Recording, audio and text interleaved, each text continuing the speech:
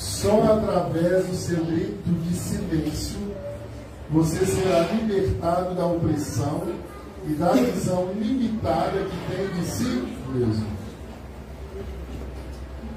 Se a gente não acessar a nossa consciência, nós não saímos de onde estamos. É triste a gente ver pessoas que levam uma vida atribulada, uma vida sofrida, desregrada, e você tenta mostrar para ela, ela não consegue compreender, porque ela está no estado vegetativo da sua consciência.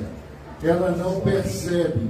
E quando você não percebe que precisa conectar com a sua consciência, ela não sai do lugar. E não adianta você tentar ajudá-lo. Ele separou da minha irmã, meu ex-cunhado, né? Ele tem um irmão dele, morou na França há muitos anos. A família mora aqui no bairro, eles são donos dessas lojas de lavanderia, tem uma rede de lavanderia, tem lavanderia na França e tem aqui. E ele resolveu viver uma vida do crack. Encontrei com ele ontem, ele me pediu dinheiro e eu não dei. Ontem eu falei assim, eu não vou dar, porque eu estava com isso aqui na cabeça, estava estudando. Eu falei, olha, ele não precisa disso. Eu falei, por que você não vai para a sua casa? Você mora aqui, vai para a sua casa. E ele falou assim, não, porque... Aí falou mal de todo mundo, da família toda, deu atenção para ele. Eu falei, não, mas não é assim não, as coisas não são dessa forma. Mas, por que ele vive essa vida? Porque ele não tem consciência da existência da verdadeira vida. Quando eu falo dessa vela que nós deixamos de nos apagar por qualquer coisa, tem gente que fica muito irado por qualquer coisa, e ele sai do seu mundo. O que o Talmud fala que quando nós brigamos com o outro, o que acontece? Nós saímos do nosso mundo, nós morremos. É como se a vida agora não faz mais sentido. Qual o sentido que faz? O meu ego, eu vou quebrar a cara dele. Então, quando a gente tem esses processos na nossa vida, a gente tem que chegar ao momento do nosso grito de silêncio. E é nesse momento de grito de silêncio que nós ativamos a nossa consciência divina e falamos, me ajuda, Deus. E Deus pega na nossa mão e nos tira do nosso deserto. Foi isso que José falou para os seus irmãos. Olha, não adianta eu falar com vocês agora, porque vocês tiveram coragem de falar comigo que o nosso pai falou para não fazer maldade com vocês depois de 7 anos. De tudo que nós passamos, vocês ainda não conseguiram acessar a consciência divina. E vocês estão vivendo aqui. E para a gente ter uma vida transbordante, para a gente ter uma vida feliz, a gente precisa conectar com a nossa consciência divina. A nossa consciência divina que molda todo o nosso caráter e molda a nossa vida. Você chegar aqui e leitorar, ela vai te ajudar muito. Mas se você não acessar a sua consciência divina, você não vai mudar em nada. O judaísmo é uma filosofia de vida. Fala comigo assim, judaísmo é uma filosofia de vida. Se você não adentrar para dentro dessa filosofia, nada vai mudar na sua vida. O seu caráter vai continuar da mesma forma. E todos nós temos uma força para transformar o nosso mundo. Vocês viram a Soraya dando estudo sábado? Quarta-feira, que lindo, falando de cada irmão, cada um com a sua energia, cada um com o seu potencial. Então, cada um de nós, que somos separados aqui em tribos, cada uma tribo, porém somos todos Israel, e nem Israel, mas cada um tem uma característica. Mas se você não conectar com a sua característica, você não faz nada. Então tem pessoas, tem tribo que elas precisam de muita alegria. A Soraya é uma pessoa que para produzir ela tem que estar feliz. Se ela estiver triste, ela não produz. A Soraya produz através de alegria. O que move a Soraya é o prazer de estar fazendo as coisas. Então, a tribo da Soraya, as pessoas que da tribo da Soraya, eles precisam de quê? Incentivo e reconhecimento do seu trabalho. Porque quanto mais você reconhece o trabalho dessa tribo, mais essa tribo produz. Então, cada um de nós temos um comportamento e cada um de nós precisamos compreender o outro. Foi isso que eu falei na sábado passado? Compreender o outro e valorizá-lo naquilo que ele é. Olha que interessante. Então, para que nós caminhemos juntos por esse deserto que nós vamos agora, e no próximo sábado já é, bom, vai embora. Para a gente sair, a gente precisa acessar a nossa consciência. A libertação está disponível para todos. Mas se você não conscientizar, você não vai ser liberto. O eterno é bom para todos. O sol nasce para todos. Mas quem vai ser libertado? Aquele que atingir essa consciência.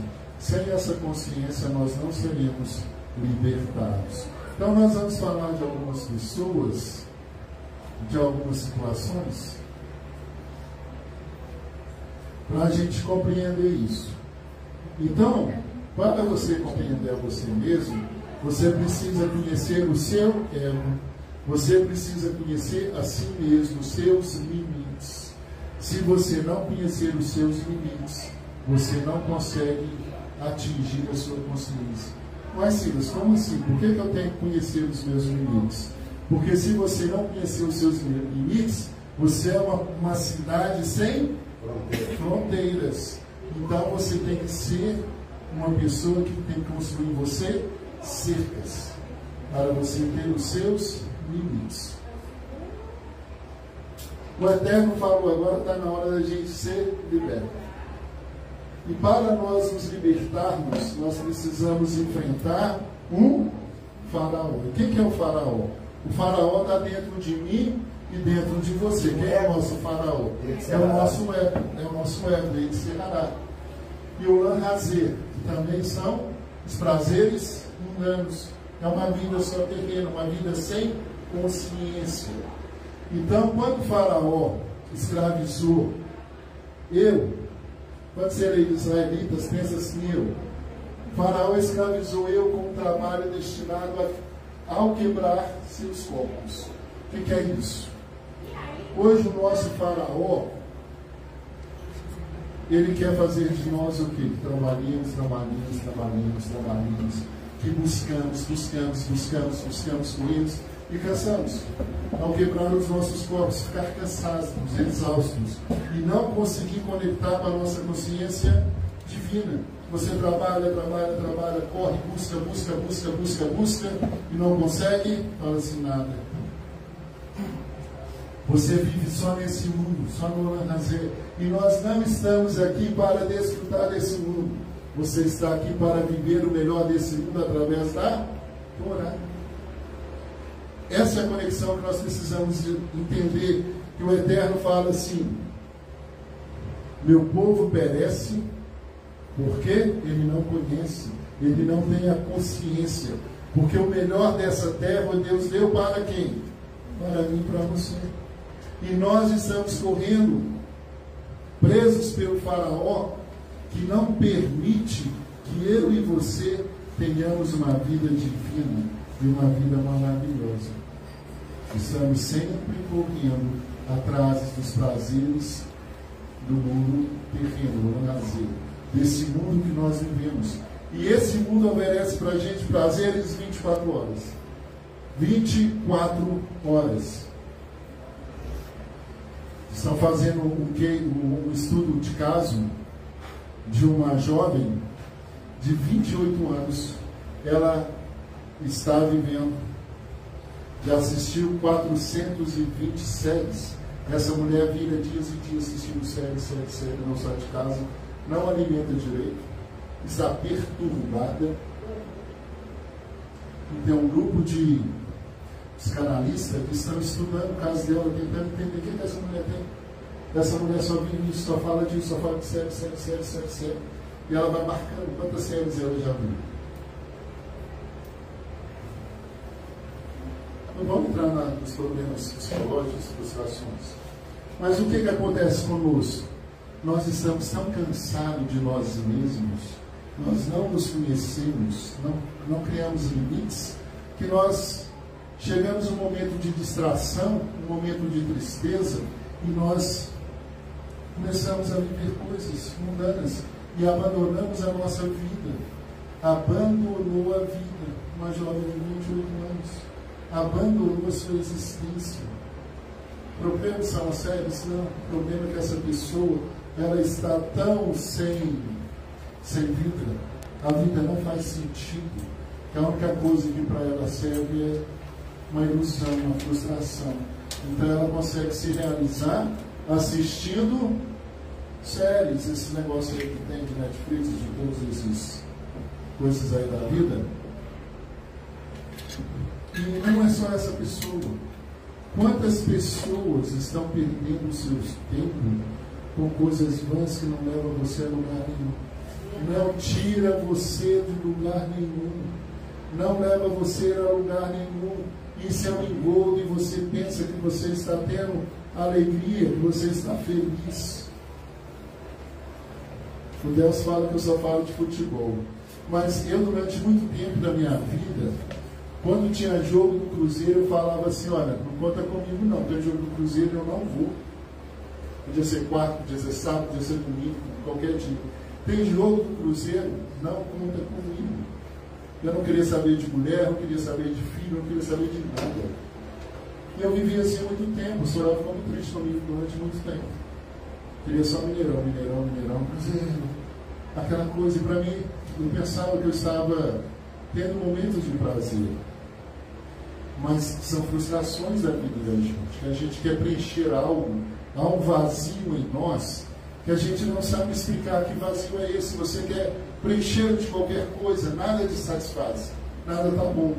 Aí quando você consegue chegar num lugar que você grita, fala a palavra, não, xinga todo mundo, aí você acha assim, relaxou. Mas só que esse gritar que você está tendo é aquele grito de silêncio que está guardado, a sua consciência não foi ativada. Gosta de futebol, gosta de esporte, gosta de boxe? Vamos marcar para você dar aula para a gente luta aqui, Rodrigo. Aqui dá espaço bom. Você pode treinar a gente aqui, ó. Precisamos treinar. Vamos treinar todo mundo com o Rodrigo, com o Humberto também. Montar um ringue aqui, ó, começar a treinar. O Humberto é bom. Somente também, meu sobrinho. Nós vamos treinar da sua, ele até querer mais, também são mais. O Rodrigo vai preparar isso para nós. Mas o que acontece? Quando o Eterno chama a gente, só para dar uma quebrada, senão fica pesado, né? Quando o Eterno chama a gente para servi-lo, ele fala que nós devemos servir ele com o quê? Com alegria. Servir a Deus com alegria, gente, é ter prazer nas coisas divinas. E qual que é o prazer, Sila, nas coisas divinas? É quando você consegue fazer uma brahá. É quando você faz a sua oração de manhã, você olha para as pessoas, aí você fala, Deus, cura as pessoas dos quatro cantos da terra, que haja cura. Você está abençoando pessoas que você nem sabe.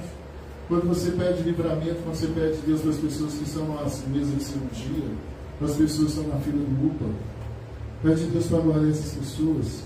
E pede Deus para que você possa conectar com Ele, que através desse sopro divino, você possa sair na rua e encontrar pessoas e transformar vidas. Isso começa a trazer prazeres na nossa vida. E você começa a ver que Deus é real. Quando eu percebi que Deus é real, eu comecei a ver que a gente nós somos infinitos, não somos infinitos, nós somos poderosos. A gente consegue transformar mundos. Gente, isso é maravilhoso. Isso não é maravilhoso? Quando eu olho aqui, todos os mundos transformados. Todos nós transformados. E todos nós tentando ativar essa consciência divina através do exemplo dessas pessoas. Mas só o que impede a nossa elevação é o meu ego, simplesmente. É o meu ego. E esse mundo de prazeres que nós temos aqui. Porque cria uma ilusão em mim que se eu tivesse dinheiro, eu teria alegria, eu teria tudo o que eu quero. Eu falei para vocês, o Moshe Cohen, lá os filhos dele, fala de dinheiro, tudo dia, quer dinheiro, quer dinheiro. é a família mais rica de Israel. Então não é ter dinheiro essa Bíblia dele, é ter tudo. Não é isso que Jacob falou aí para seu irmão Esaú? Eu tenho tudo. Nós temos que colocar isso na nossa cabeça. Eu tenho tudo. Não me falta nada. Mas como assim, Silas? Não me falta nada. Aquilo que eu preciso, eu tenho um Deus que me guarda e Ele me dá tudo que eu preciso. Mas, Silas, eu quero isso, isso é coisa desse mundo aqui. Eu quero construir esse mundo machinho. Eu não quero as coisas só para o meu ego, para o meu prazer. Quando você conectar com essa fonte e descobrir que você pode tudo, a nossa vida torna uma outra vida. Só um minuto, Fernanda. Por que as pessoas ficam com o coração amargurado? Porque eles não conseguem vencer o seu ego e o prazer. Eles querem mais, querem uma casa mais bonita, eu quero uma casa mais bonita, eu quero um carro melhor, eu quero um sapato melhor, eu quero uma roupa melhor, eu quero. E quanto mais você busca e não alcança aquilo que você quer, você se torna uma pessoa ingrata, você não tem gratidão daquilo que Deus te deu. Ser grato com aquilo que nós temos faz o nosso coração alegre e vai fazer que nós fiquemos bonitos, com o rosto formoso, não é isso? Não fala? Quem tem um coração grato fica com o rosto bonito. Então, você quer ficar bonito, não precisa fazer estética. Seja grato, seja feliz. Que todo mundo vai ver a sua beleza. E quando nós não conseguimos vencer esse prazer e também nós ficamos presos ao nosso ego, nós não conseguimos ter reação. E quando a gente não tem reação, nós somos muito fácil de adequar a todos os decretos. Quando você está em baixa, você submete a qualquer coisa. Uma pessoa com estima baixa, ela é dominada facilmente. Por que as pessoas dominam as outras emocionalmente? Porque a pessoa está em baixa. E quando você encontra uma pessoa em baixa, é muito fácil de você dominá-la. Então, Israel, os hebreus, estavam dominados pelo faraó. E Faraó percebeu que eles estavam grandes demais. E é interessante que cada pessoa desce aqui para um propósito. E Faraó, que desceu, ele desceu exclusivamente para viver o Lanrazé e o seu ego. O Faraó é um cara tão bom, tão preso nesse mundo, que ele teve capacidade de ser esse Faraó.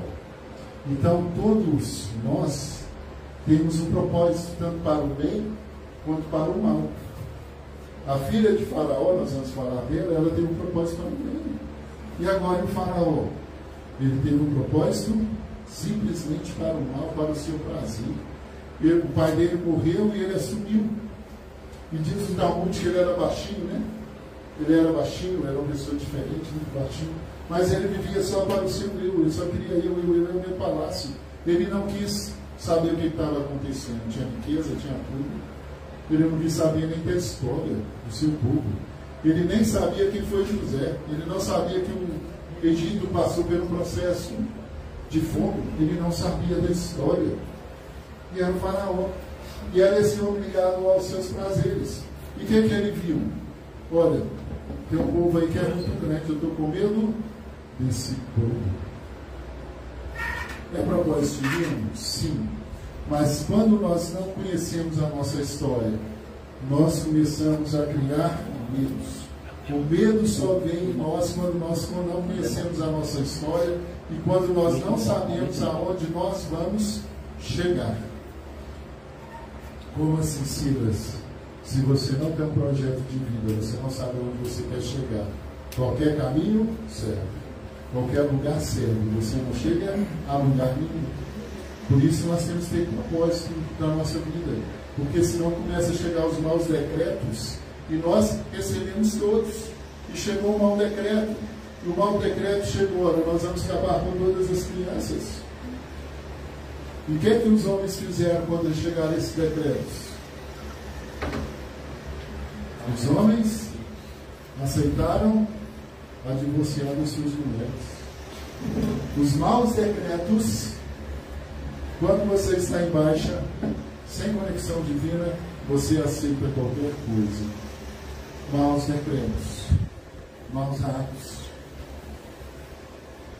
Por isso que a Torá fala, e a Torá sempre elogia muito as mulheres, porque as mulheres, elas não apagam a sua luz, nem quando dormem. Interessantíssimo isso. As mulheres não apagam a sua luz, nem quando dormem. E quando os homens falarem agora quem vai ser de nós, as mulheres falaram, Eliana e a sua mãe falaram, olha, nós não vamos matar as crianças. As crianças vão nascer e nós não vamos matar os meninos. Não, mas é um decreto do faraó. Nós não vamos matar. E o faraó chamou, o que elas falaram para o faraó? O faraó, as mulheres hebreias são muito espertas. Quando nós chegamos aos meninos já nasceram. São como animais, né? As parteiras. São como animais, né? São como os animais. E foi uma ordem do faraó, elas podiam morrer. E o que o Eterno falou? Por causa disso aí eu achei graça que vocês serão beneficiados. E os homens? Não, nós vamos se tornar escravos. Porque as mulheres, elas não vão ceder. A mulher, quando ela larga o osso, você pode saber que acabou. Não tem mais volta.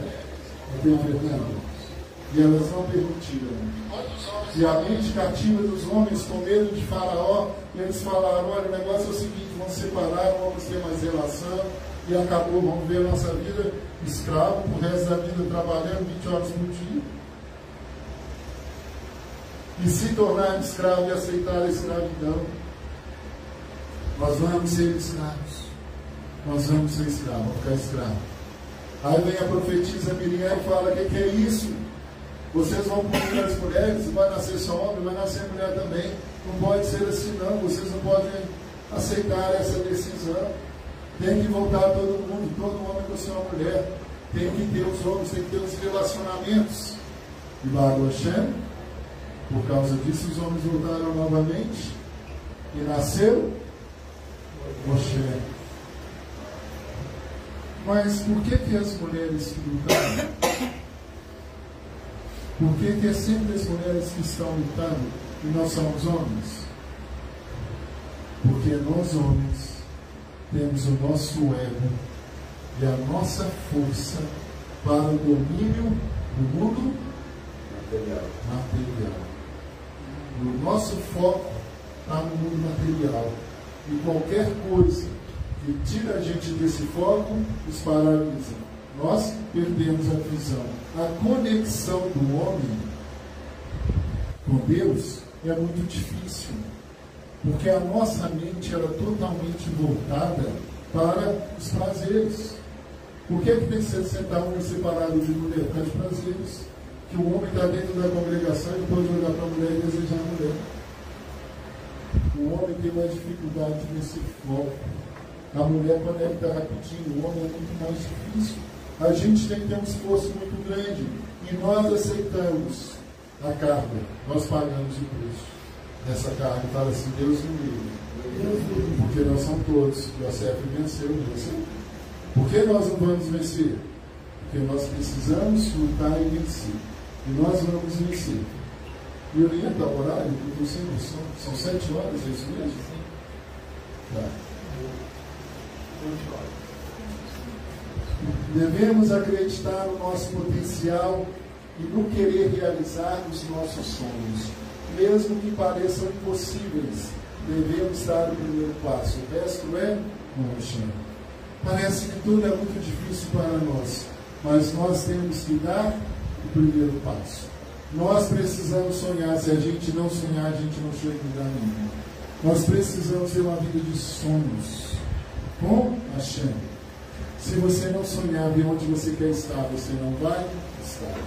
Você tem que determinar aonde você quer estar. E o Eterno falou assim, eu vou dar graças e benefício para você, porque vocês defenderam, vocês lutaram.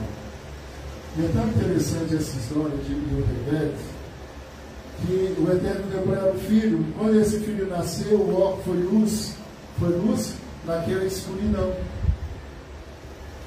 E ela conseguiu guardar Moshe por 3 meses. Depois de 3 meses que ela tinha guardado o Moshe, não tinha mais o que fazer. Ela falou assim: o meu sonho é que Moshe viva. Eu consegui protegê-lo até 3 meses. A minha parte eu fiz. Agora é com Hashem. Nós precisamos chegar nesse estágio aqui, ó. A minha parte eu fiz. Daqui para frente, Hashem é você. E como eu fiz a minha parte, agora eu descanso, porque eu sei que o Senhor fará o melhor para mim e para Moshe. Porque o Senhor falou que eu achei graça diante de ti. Por quê? Porque eu defendi os meninos de matar as crianças. Não há sangue na minha mão. Então eu quero proteção para o meu filho. É isso que nós precisamos chegar. Não adianta você querer receber a bênção de Hashem se você não abençoa as pessoas. Não adianta você querer o bem para você se você só faz o mal ao próximo. Se você deseja o mal ao próximo, você não vai conseguir o bem. E na nossa trajetória de vida, tudo que acontece nesse mundo, o mundo está em criação, mas Deus já sabe aonde cada um vai chegar. E para que cada um chegue naquele lugar que foi determinado por Deus, nós precisamos passar por processos de luta. E são processos, para assim, difíceis. Cada um de nós passamos por um processo difícil. Se você for contar a sua história aqui, você vai falar: nossa, minha vida é muito difícil. Ninguém vai querer sua vida, porque cada um tem um processo individual, cada um tem uma dor. Mas nós temos um único Deus que cuida de nós e nos livra de todo mal. Ele dá ordem aos seus anjos a nosso respeito para nos guardar e nos livrar de todo mal. E olha que interessante, como Deus estava cuidando do povo hebreu, Deus estava cuidando também do povo egípcio. Mátia, filha do faraó, quando ela viu aquela criança lá no rio, ela levantou para tomar banho. Lá no rio, quando ela viu lá no rio aquela criança, ela esticou o seu braço cresceu, diz aqui, entre 3 e 4 metros, e foi até lá naquele cesto e trouxe os seus milagrosamente. Mas só que quando ela trouxe esse cesto, o milagre foi qual? A mão dela foi curada. Ela era lepra, tinha lepra. Ela foi curada. E quando ela foi curada, a Miriam chegou correndo lá e falou assim: olha, é uma criança. Você quer que eu busque alguma mulher que está amamentando para cuidar dessa criança? O que ela falou? Sim, vai lá e busca. E quem que Miriam trouxe? A mãe de Moshe. E ela falou assim: olha, não tem mais. Eu vou pagar você para cuidar dele para mim. Vou te dar riqueza. Aí você fala assim: nossa, não é possível. Quando Deus tem um plano para nós, Ele vai cumprir. Mas você tem que ter coragem. Você tem que pegar sua criancinha, colocar no livro e falar: vai. O meu primeiro passo eu dei. Agora eu não achei. Mas só que quando nós tomamos o primeiro passo na nossa vida, o Eterno está direcionando, não é só a minha vida, é a vida dos outros lá que estão dependendo da minha ação.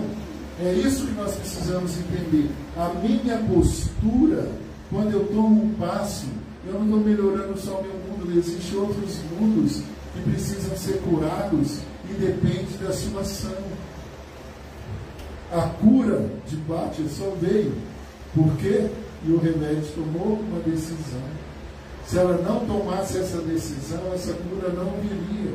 Está na sua mão a transformação de vários mundos.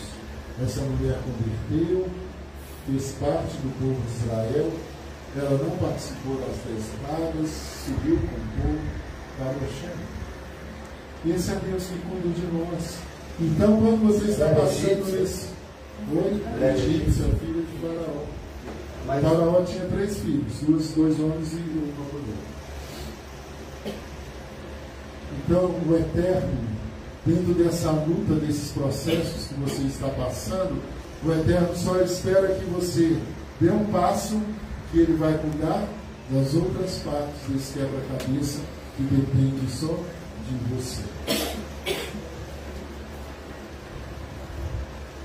E Moshe foi e viveu lá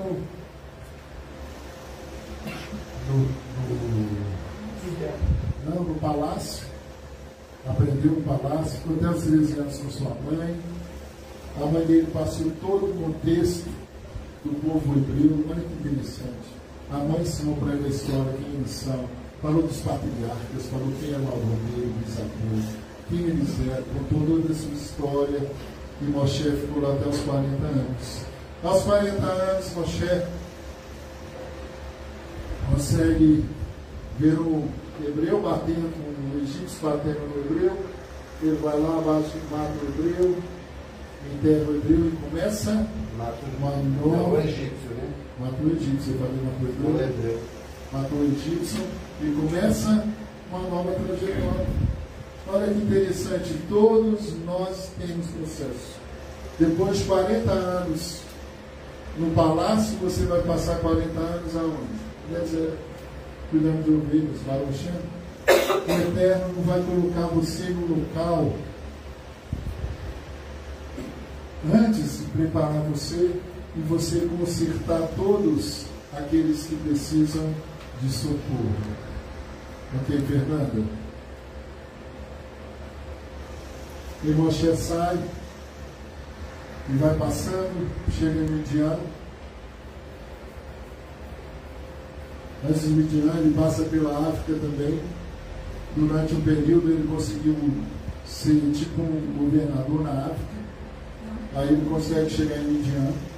Quando ele chega em Midian, ele fala que ele estava governando aquela cidade e abandonou.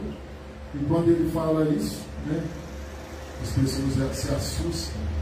Mas antes dele falar isso, as filhas de Jetro tinham que buscar água. Ele tinha 7 filhas.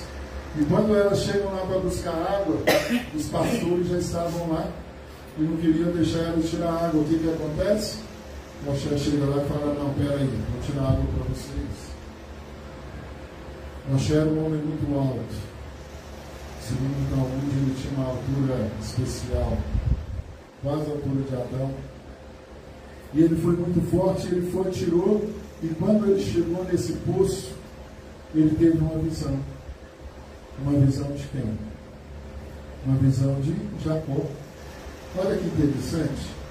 Aí ele teve uma visão e falou assim, olha, assim como Jacó encontrou com a sua esposa no poço, eu também vou encontrar com a minha esposa nesse poço. Ele chegou no poço, o que aconteceu? A água subiu. E teve água para todo mundo, pegou as filhas de Jetro, foi embora com água, todo mundo com fartura. Chegou lá e falou para o pai, olha, encontrei um homem lá, eu preciso. Onde vocês estão? Está ali. Ok? 5%. Meu bem, presta seu carregador. Você trouxe? Esse horário vai passar o carregador. Vai precisar de uma extensão também, né? Tem que ir lá do lado. Tem que ir lá. Não, mas extensão. Essa extensão não vai chegar.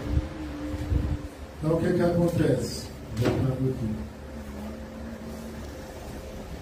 Jetro vai e chama Moshe. E quando Moshe fala com ele que ele estava numa cidade, ele abandonou aquela cidade que ele estava governando na sua mudança, o que Jetro teve? Teve medo de Moshe.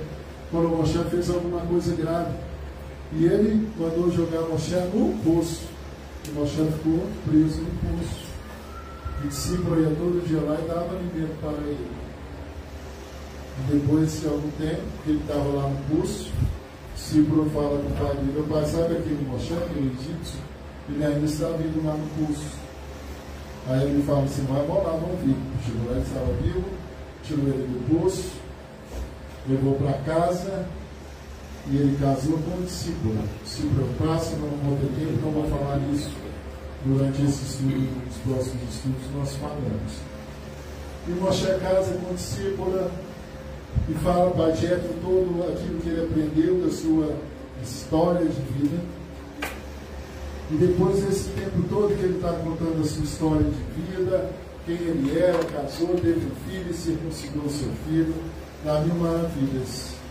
A vida segue, ele cuidando das ovelhas, esqueceu a sua vida de palácio. Você lembra que eu falei no sábado passado que José precisou ir lá em cima, na casa de Faraó, para quê? Para aprender sobre gestão, não foi isso? E depois ele foi lá para a cadeia, aprender de quê? Gestão de pessoas. O mesmo processo. Moshe também passou pelo mesmo processo. E um processo mais duro. Além de cuidar de pessoas, ele foi aprender a cuidar de ovelhas. Aprender a cuidar de ovelhas. Cuidar do lobo, dos ataques. E depois de 40 anos nessa trajetória de Moshe, um belo dia, ele esticou sua caminhada com seu rebanho, chegou até o Monte Sinai. E quando ele chega no Monte Sinai, ele percebe a sarça ardente. E começa o seu chamado de retorno para o seu público. Todo o processo que nós temos na nossa vida, ele é longo, pesado e incompreensível. Aquilo que Deus tem para você é doloroso, incompreensível,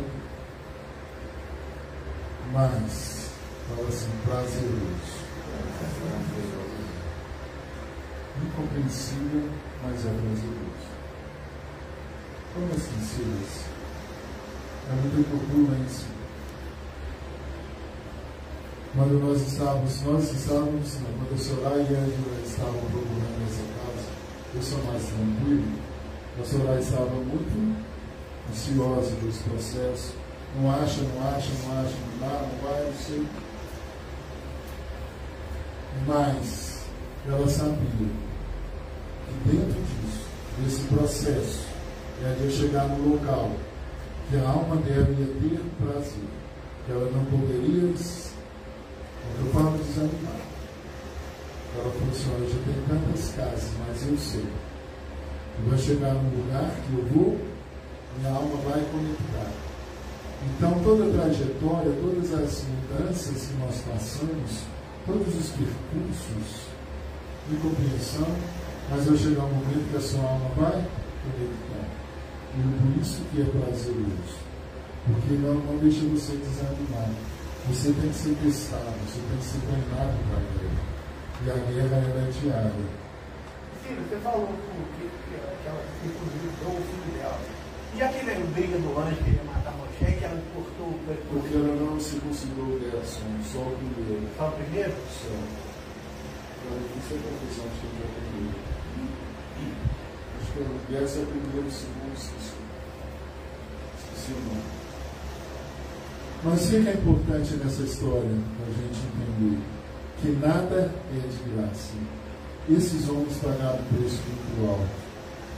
E não pensa que vai cair no seu colo de bobeira, que não vai, você tem que pagar um preço. E esse é o melhor que nós temos. Pagar um preço por essa Torá. Pagar um preço para ter essa porção divina sobre nós. Pagar um preço. Mas que preço que é esse? É só você falar assim: Deus, eu vou cumprir na minha parte. Qual que é a sua parte? Amar a Deus acima de todas as coisas. É o chamado, é facinho, não é? Amar a Deus acima de todas as coisas. Amar a Deus com toda a minha força, com todas as minhas forças, com todo o meu coração, com toda a minha alma, com todo o meu vida. Usar a força para servir a Deus. Quantas horas? 7h15. Pode dar tempo. Eu falei da sarça ardente. Vamos, podemos. Não vamos passar. E o Moshe foi chamado e Deus conversa com Deus. E ele começa a questionar a Deus. Depois de tudo que ele passou, ele começa a questionar a Deus. E quais são os questionamentos de Deus, de Moshe para Deus? Porque Deus fez uma proposta para Moshe, assim, eu talvez você não ache ela tão interessante. Ele falou assim, ó, você vai chegar lá no faraó, você pega a sua vara, joga lá, sua vara vai virar uma serpente, não é isso? Jogou, virou serpente, pega ela de novo, pegou, enfia a mão no peito, tira a mão, está no bronze, volta a mão, não está. E agora você vai encarar o faraó. E Deus fala para você, não precisa ficar preocupado não, porque os homens que estão querendo te matar, eles já morreram. Pode ser tranquilo. Vai tranquilo, vai dar tudo certo. E Moshe começando a questionar Deus, fala, Deus, eu tenho dificuldade na minha existência. Qual que é a existência? Fala, na minha fala. Eu tenho uma dificuldade na minha existência. Qual que é a existência do homem? É a fala. A existência do homem é a fala. Lembra isso? Por isso que a gente precisa entender tanto do Lashon Hara. Estava conversando com a Soraya ontem sobre o livro do Lashon Hara. A gente precisa trazer esse livro porque a nossa fala, nós destruímos. Com a nossa fala, nós criamos guerras, nós destruímos família, destruímos tudo. Destruímos a nossa bênção, aquilo que Deus tem para nós destruímos com a nossa fala. E Moshe falou, olha, eu tenho dificuldade na minha existência, na minha fala. E Deus ficou muito chateado com Moshe, porque ele falou assim, eu não estou te chamando, eu estou falando, vai. Ele fala, não. Tem Arão, pode deixar, vou chamar Arão. Arão então será a sua fala. E quando Deus prepara as situações da nossa vida, Deus sabia que Moshe ia falar da sua fala, senhor? Deus sabe tudo ou não sabe? Deus prepara o Arão? Com certeza. Então, se Deus prepara o Arão, e se Moshe não tivesse essa fala, eles poderiam se ter entre eles um problema de ciúme. Eu acho que o Eterno prepararia alguma situação que Arão ia entrar de qualquer forma. Exato. Mas Deus, antecedendo todas as coisas, ele já sabia, olha, Arão quem era mais querido, Arão ou Moshe? Arão que era querido de todo mundo. Porque Arão era muito carinhoso. Arão escutava as pessoas, Arão fazia reconciliação, Arão tinha paciência, né? O povo dele, que era reconhecido lá, porque Moshe estava passado lá, né? Sim, não só isso, mas Moshe era príncipe, entenda? Moshe está chegando como príncipe, não está chegando como pastor, é Moshe que está chegando. Tem autoridade, tem hierarquia, mas só que Deus já preparou tudo, para que não haja ciúme nem confusões futuras. Não teve lá um irmão dos filhos que brigaram? Não teve cora, querendo porção? Deus já prepara tudo. Moshe perdeu o sacerdócio com Arão por causa disso, né? Não, perdeu não, Moshe perdeu o sacerdócio. Não, mas ele passou para a família de Arão toda. Nós vamos chegar a isso na última praga, quando eles estiverem chegando. Porque Moshe temeu Arão e tirou seus filhos de discípulo e mandou lá para Jetro. Eles não passaram, eles não atravessaram o mar, eles estavam do lado. Então eles não mereciam estar na frente se eles não passaram. Meritocracia. Nós vamos chegar. O que os nossos sábios falam sobre isso? O Eterno prevendo que poderia haver ciúmes entre Arão e Moshe, o Eterno já criou essa situação quando na existência de Moshe, para que ele tivesse essa dificuldade de fala. Você acha que ele era bravo? Ele tinha dificuldade de fala. O que é dificuldade de fala? Uma pessoa prolixa, uma pessoa que não expressa bem. Entendeu? É nesse sentido. Então, o Eterno fala, tudo bem, Arão já está subindo, e já sobem, já fazem aquela festa. Então, ele vai, mas o Eterno fala, você é o chefe, ele é a sua boca. A boca da boca. Mas você é quem fala, mas ele quem passa. Continua a mesma coisa. Moshe passou a Torá Mas quem tinha habilidade para sentar aqui com o Alaí e conversar com o Alaí era Arão. Já vou dar nesse sentido. Okay? Moshe questiona Deus. É interessante que quando Moshe chega no Arão, lá no Faraó, o que acontece? As crianças aprendizes de bruxaria do Faraó, eles jogavam a vara deles e a vara virava serpente. Era um golpe muito simples. Então o Faraó riu de Moshe. Quando Moshe jogou a vara, ele falou: você está de brincadeira, né? Qualquer menininha aqui faz isso. E fez. Mas só que a vara de Moshe foi engoliu as outras.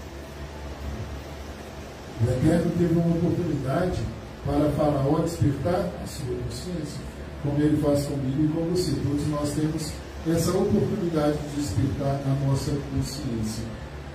E quando o Faraó percebeu que algo estava acontecendo e que eles estavam dispostos mesmo a sair, o que ele mandou fazer? Aumenta o trabalho. Agora que eles vão trabalhar direito. Nós não vamos entregar palha nem barro. E a produção vai ter que ser a mesma. E falou para os levitas assim, ó: e se não conseguir, vocês batem neles. Porque os levitas eram os guardas. Então vocês vão bater neles, eles vão ter que começar a produzir tudo de novo. E o que eles falaram para Moshe? Moshe, seu plano foi muito ruim. Esse é o último, não é, plano? Não. Passa o próximo, então. O professor aí encerrar. Aí Moshe e Arão anunciam a chegada da redenção, está todo mundo feliz. E o que acontece? Fala, agora o trabalho é dobrado. E com esse trabalho dobrado, eles se entristeceram. E falaram: o que vai ser de nós agora? Foram até Moshe, e Moshe também. Vocês falaram: Deus, o que está acontecendo? Você falou que ia libertar o povo. Aí volta novamente uma Mafiti e volta a mesma fala de José. Agora vocês vão ver a mão de Deus operando. Quando você perceber assim todos os processos, Deus não vai dar para você nada de mão beijada. Tem que pagar um preço.